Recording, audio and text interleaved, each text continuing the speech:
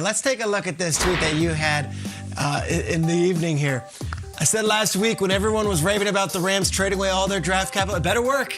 Well, the Rams' record against teams with a winning record is this year is 1-2. Combined record they have against their 7 wins now is 21-42-1. All right, coming off that shell-shocking loss last night, this tweet was there, and a lot of people right now are reanalyzing what they thought of the Rams going into this game. Scott, where do we stand with LA, and how do you see it from right now from your vantage point?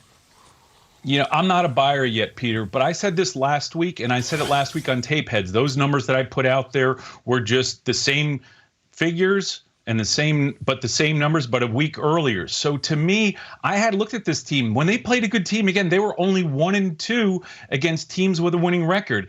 And I'm seeing all the excitement that these signings and the trade and then that they garner. But the reality is this. When you are building a football team, your job isn't to just collect talent.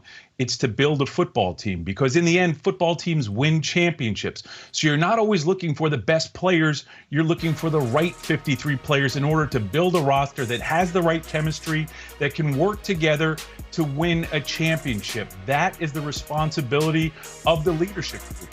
And right now, what we're seeing is a team that doesn't have a lot of cohesiveness and isn't playing well together. Now, there's still enough time, a lot of time left in the NFL season for them to take this bye week and then start working together. But right now, I'm simply not a buyer on how they've built this football team. Strong take, Scott. And I think after the Niners, I think the real winner last night might have been the Buccaneers, because no one's piling on them anymore because it's all about the Rams. But the world champs have lost 2 straight games. Now, we remember when they re-signed all their starters and Bruce Arians on the mic, you ain't going nowhere. It was great. They had this automatic trip to the Super Bowl. They were just streamlined to repeat. Think back on your expectations for them, Scott, before the season began. What did you have your eye on then? And then how are things shaking out the way you might be surprised by they're going? You know, Kyle, having been a part of a team that was pretty good and had a repeat championship, I know this.